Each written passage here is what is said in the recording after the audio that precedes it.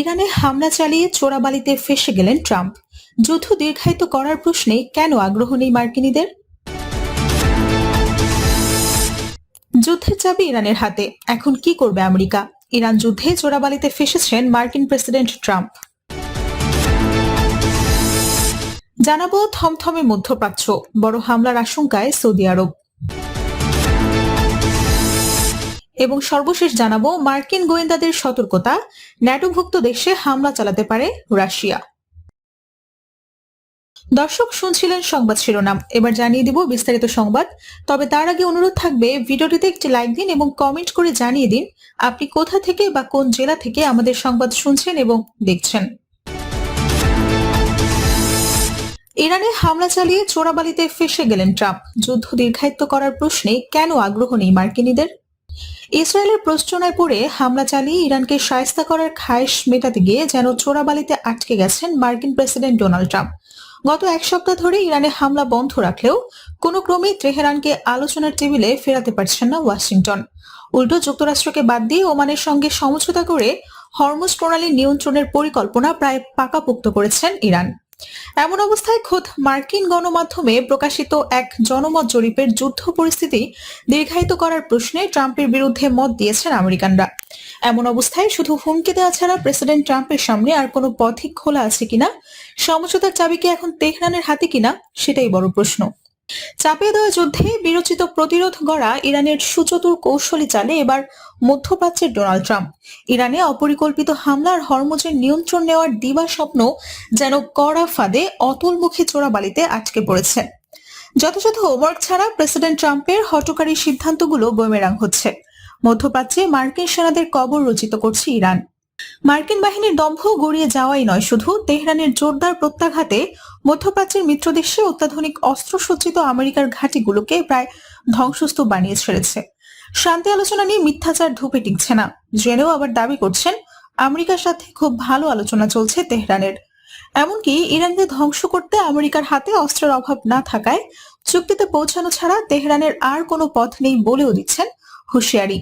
আমি আলোচনায় সংযুক্ত আছি, আমার মনে হয় এটি ভালো পথে এগোচ্ছে। চুক্তি হলে ভালো, তবে বিকল্প রাস্তাও প্রস্তুত আছে। আমি সামরিক বাহিনীকে পুনর্গঠন করেছি এবং বিপুল অস্ত্র সজ্জিত করেছি। আমাদের কাছে নির্দিষ্ট ধরনের অত্যন্ত শক্তিশালী যুদ্ধাস্ত্র রয়েছে, যার সরবরাহ আমাদের কাছে অসীম।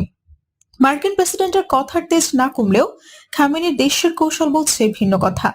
আমেরিকার নিষেধাজ্ঞার হামলার পরেও শুধু প্রতিরোধ না, পাল্টা হামলায় তছনছ হয়েছে মধ্যপ্রাচ্যের একের পর এক মার্কিন ঘাঁটি। যুদ্ধবিমান ও দামি সব অস্ত্র। খোদ মার্কিন সংবাদ মাধ্যম অ্যাসোসিয়েট প্রেস এর প্রতিবেদনে কোনো রাগঢাক না রেখেই বলা হয়েছে, ইরানের হামলার তীব্রতা দেখে বাকরুদ্ধ মার্কিন সেনাদের বড় একটি অংশ। তারা ভুগছে মানসিক চাপ আর আতঙ্কে। সামরিক কর্মকর্তাদের বরাতে দাবি করা হয়েছে, ইরানের ড্রোন এবং ক্ষেপণাস্ত্র হামলায় এবং অন্যান্য সংঘর্ষে মার্কিন বাহিনীর প্রায় 700 সদস্য আহত হয়েছেন, যাদের বেশিরভাগই মস্তিষ্কে আঘাতজনিত সমস্যা বা ট্রমাটিক ব্রেন ইনজুরি কাটিয়ে দায়িত্বে ফিরেছেন। ইরান যুদ্ধে প্রেসিডেন্ট ট্রাম্প বিপুল শক্তি নিয়ে হামলে পড়লেও এতে আমেরিকার জনগণের সমর্থনের গ্রাফ দিনকে দিন পড়তির দিকে।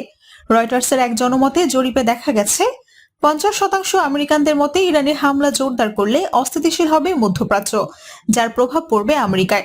বিশ্লেষকদের মতে আমেরিকা ইরান যুদ্ধ শুরু করলেও ঘটনাচক্রের চাবি এখন তেহরানের হাতে। এই যুদ্ধ থেকে বের হতে আমেরিকার জন্য কোনো পথ খোলা রেখেছে কি ইরান?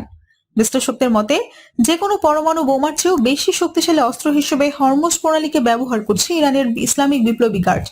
নতুন করে ওমানের সাথে আলোচনায় বসে হরমুজ প্রণালীতে ইরানের নির্ধারিত পথ দিয়ে বাণিজ্যিক জাহাজ চলাচলের সবুজ সংকেত দিয়েছে ইরান।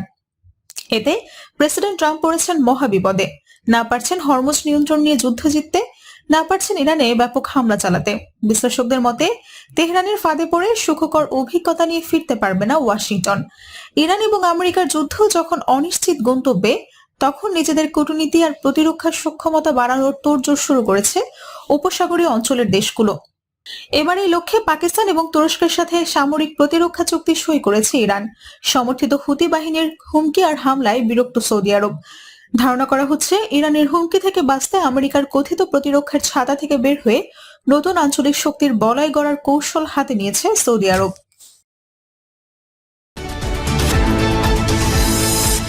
যুদ্ধের চাবি ইরানের হাতে, এখন কি করবে আমেরিকা?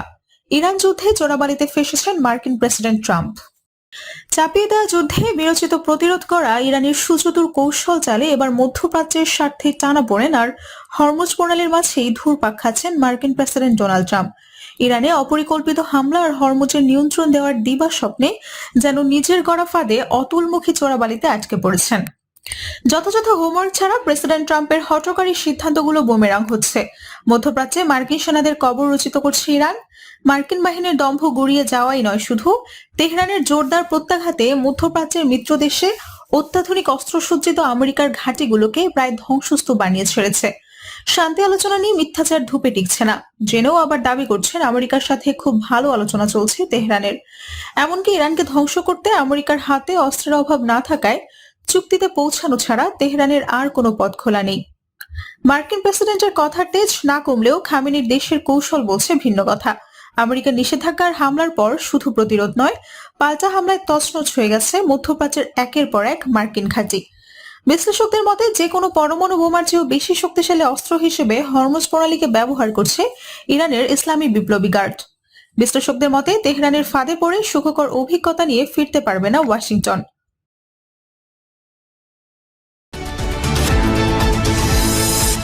থমথমে মধ্যপ্রাচ্য, বড় হামলার আশঙ্কায় সৌদি আরব।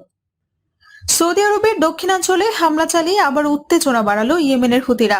হামলায় আহত হয়েছেন 11 বেসামরিক নাগরিক। এর মধ্যে সৌদি আরবের আশঙ্কা হুতিদের সঙ্গে ইরানপন্থী ইরাকি সশস্ত্র গোষ্ঠীগুলো মিলে শিগগিরই আরো বড় হামলা চালাতে পারে দেশটির গুরুত্বপূর্ণ স্থাপনায়। সৌদি নেতৃত্বাধীন সামরিক জোটের মুখপাত্র মেজর জেনারেল তুর্কি আল মালিকি জানান, 6 আগস্ট দক্ষিণাঞ্চলীয় নাজরান প্রদেশে হুতিদের হামলায় 7 সৌদি নাগরিক, 1 ইয়েমেনে, 2 মিশরীয় এবং 1 পাকিস্তানি আহত হয়েছেন। আহতদের মধ্যে 4 বছরের একটি শিশুও রয়েছে। হামলায় শিশুটির শরীরের 20% পর্যন্ত দগ্ধ হয়েছে বলে জানান সৌদি সামরিক জোটের এই মুখপাত্র। আল মালিকি অভিযোগ করেন, ইরান ঘনিষ্ঠ হুতিরা আন্তর্জাতিক মানবিক আইন লঙ্ঘন করে নির্বিচারে হামলা চালাচ্ছে বেসামরিক এলাকায়। নাগরিকদের সুরক্ষায় প্রয়োজনীয় সব ব্যবস্থা নেওয়া অব্যাহত থাকবে বলেও তিনি জানিয়েছেন। এই হামলার পরে সৌদি নিরাপত্তা নিয়ে নতুন করে দেখা দিয়েছে উদ্বেগ। দেশটির এক জ্যেষ্ঠ কর্মকর্তা নাম প্রকাশ না করার শর্তে রয়টার্সকে জানিয়েছেন, সৌদি আরব, যুক্তরাষ্ট্র এবং মধ্যপ্রাচ্যের কয়েকটি দেশের গোয়েন্দা তথ্য বলছে ইরানের ইসলামিক রেভলিউশনারি গার্ড কোরের তত্ত্বাবধানে হুথি ও ইরাকের সশস্ত্র গোষ্ঠীগুলো সমন্বিত হামলার প্রস্তুতি নিচ্ছে। সৌদিতে এসব হামলার টার্গেট হতে পারে বেসামরিক স্থাপনা, জ্বালানি অবকাঠামো, নৌ এবং বিমানবন্দর। ফলে আঞ্চলিক সংঘাত আরো বড় বড় পরিসরে ছড়িয়ে পড়ার আশঙ্কা তৈরি হচ্ছে। ইয়েমেনের হুতিদের সঙ্গে সৌদি আরবের 1 দশকের সংঘাত এখন মধ্য ইরান, যুক্তরাষ্ট্র, ইসরায়েলকে ঘিরে চলমান বৃহত্তর সংঘাতের সঙ্গে জড়িয়ে পড়েছে। লোহিত সাগরে হুতিদের অবরোধের কারণে সৌদির তেল রপ্তানিতেও পড়ছে মারাত্মক প্রভাব। সৌদির কর্মকর্তা বলেন, সম্ভাব্য হামলার হুমকি উদ্বেগজনক হলেও ইরানের সঙ্গে সংঘাত কমানো এবং আলোচনার মাধ্যমে সমাধানের পথ খুঁজছে রিয়াদ। মধ্যস্থতার প্রচেষ্টা সঠিক দিকে এগোচ্ছে বলেও মন্তব্য করেন তিনি। তার আশঙ্কা, সম্ভাব্য হামলাগুলোর উদ্দেশ্য হতে পারে চলমান কূটনৈতিক প্রচেষ্টা ব্যাহত করা। আঞ্চলিক হুমকি মোকাবেলায় মিত্রদের সঙ্গে নিরাপত্তা সহযোগিতা আরো জোরদার করতে চাইছে সৌদি আরব। রয়টার্সকে 2 অঞ্চলের আঞ্চলিক সূত্র জানিয়েছে, 7 আগস্ট সৌদি আরব, তুরস্ক এবং পাকিস্তানের মধ্যে একটি প্রতিরক্ষা চুক্তি সই হওয়ার কথা রয়েছে। অবশ্য চুক্তির বিস্তারিত তাৎক্ষণিকভাবে জানা যায়নি। সৌদি কর্মকর্তা জানিয়েছেন, যুক্তরাষ্ট্রের সঙ্গে দেশটির নিরাপত্তা সহযোগিতা অত্যন্ত উচ্চ পর্যায়ে রয়েছে। যে কোনো আগ্রাসনের জবাব দিতে প্রয়োজনীয় সব ব্যবস্থা নিতে সৌদি আরব প্রস্তুত বলেও জানান তিনি। এর আগে 4 আগস্ট নাজরান বিমানবন্দরে হামলার দায় স্বীকার করেছিল হুতিরা।